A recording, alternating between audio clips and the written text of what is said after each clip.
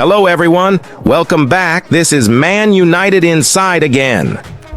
Wayne Rooney has controversially named Louis van Gaal as tactically the best manager he has worked under, despite his glittering spell with Sir Alex Ferguson. The former Manchester United forward spent the vast majority of his career at Old Trafford, playing under the legendary Red Devils boss. That was until Ferguson retired in 2013 and was replaced by David Moyes. Rooney also went on to play for Van Gaal and Jose Mourinho. However, it is the Dutchman who he believes had the best tactical knowledge. Speaking on the Stick to Football podcast from Sky Bet, the 38-year-old said, "I remember Louis van Gaal when he came in. I thought tactically he was the best I've worked with. It was the stuff off the pitch that was difficult for the players and how he worked. But I remember him coming in and saying he wants his center forward to have 15-20 touches a game. That's exactly what Erling Haaland does. I always wanted to play and enjoy the game and score goals." It is not the first time that Rooney has made his bold claim. He was full of praise for the former Barcelona and Bayern Munich boss back in 2019 during his time with DC United. "Van Gaal is by far the best coach I have worked with, 100%. Rooney said. "His tactical skills, his way of preparing, and his attention to the finest of details, I found amazing. I admired that in him. I had never looked at stuff like that before." Van Gaal replied to Rooney's claim shortly after and waxed lyrical about the former Man United captain, but did hint at a small problem between the two. Speaking with 442, the Dutchman said, "Those things were really great to read. I've also been a very demanding coach, so if players still say those things about me, it's particularly nice.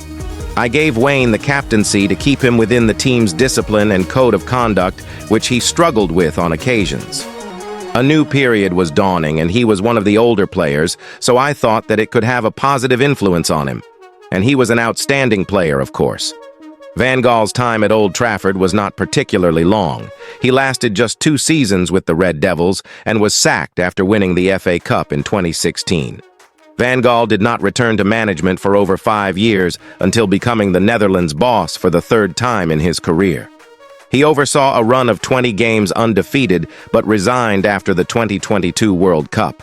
Again and again. Manchester United's upcoming summer transfer budget could face constraints due to financial fair play rules. Reports from The Telegraph suggest that if manager Erik ten Hag doesn't lead the team to the Champions League, the budget could be further limited. Additionally, there's news that Sir Jim Ratcliffe's company, Ineos, might reduce its direct involvement with Nice. This move aims to prevent any issues arising from UEFA's rules about ownership of multiple clubs. This decision could help avoid situations where both Manchester United and Nice might face restrictions on European football participation next season. These developments highlight the complex financial and regulatory landscape surrounding football clubs and their ownership. For Manchester United, navigating these challenges while striving for success on the pitch will be a key focus as they plan for the future under Sir Jim Ratcliffe's ownership. Meanwhile, the news about Adrien Rio, a player for Juventus, getting attention from many Premier League clubs, like Manchester United, shows that clubs are looking to strengthen their teams before the summer transfer window. Rabiot's contract ends in June, making him a popular choice for clubs who want to improve their midfield. Manchester United's interest in Rabiot suggests they want to add more quality to their midfield options. But other Premier League teams like Arsenal, Newcastle, Tottenham, and Liverpool are also interested. These clubs have been talking with Rabiot's representatives recently to know more about his situation. Rabiot is seen as a talented midfielder who could do well in the Premier League because of his skills and experience. He can play in different roles, and his good technical abilities make him attractive to many teams. Even Bayern Munich, a top club from Germany, wants Rabiot. However, Juventus, Rabiot's current team, is trying hard to keep him. They want him to sign a new contract with them. Where Rabiot ends up will depend on what he wants, the offers he gets from different clubs, and if Juventus can convince him to stay.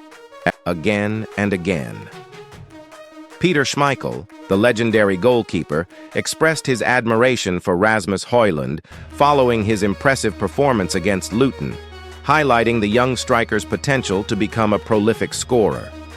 Speaking to Premier League Productions, Schmeichel voiced his belief in Højlund's ability, envisioning him as a player capable of netting 25 to 30 goals in a single season. He lauded the 21-year-old's attributes, emphasizing his strength, scoring prowess, and overall skill set.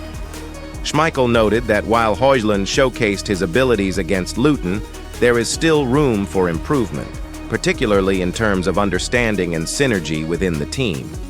Nevertheless, Schmeichel expressed unwavering confidence in Højlund's talent, asserting that there are no limits to what he can achieve on the pitch.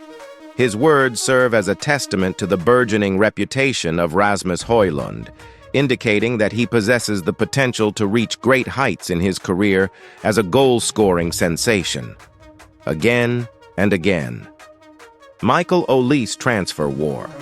The interest in Crystal Palace's Michael Olise from top European clubs underscores the player's rising stock in football. Juventus's entry into the fray, as reported, adds an intriguing dimension to the transfer battle, especially given the strategic move they are considering by potentially offering Mathias Solé in part exchange. This approach could indeed give Juventus an edge in negotiations, presenting Crystal Palace with not just financial compensation, but also a direct replacement, which could be appealing for several reasons. Michael Olise's performance for Crystal Palace has evidently attracted attention from clubs looking to bolster their attacking options. His skill set, characterized by creativity, pace, and technical ability, makes him a sought-after asset for teams competing at the highest levels. The interest from Chelsea and Manchester United, as mentioned, indicates the high regard in which Olise is held within the footballing community. For Juventus, leveraging a player like Mathias Solé, who is currently gaining experience on loan at Frosinone, as part of the deal, is a smart move. It suggests they are willing to use their resources judiciously, offering a player plus cash deal that could be more enticing for Crystal Palace, especially if they see Sol as a fitting replacement or a valuable addition to their squad. The dynamics of such a transfer deal would be multifaceted. For Crystal Palace, the decision would hinge on evaluating Olise's immediate contribution against the potential long-term benefits of acquiring a promising talent like Sol, alongside the financial aspects of the deal. For Juventus, this strategy indicates a calculated approach to squad building, aiming to secure a high-potential player like Olise while optimizing their squad composition and finances. Manchester United's interest adds to the competitive nature of the pursuit, potentially driving up Olise's value.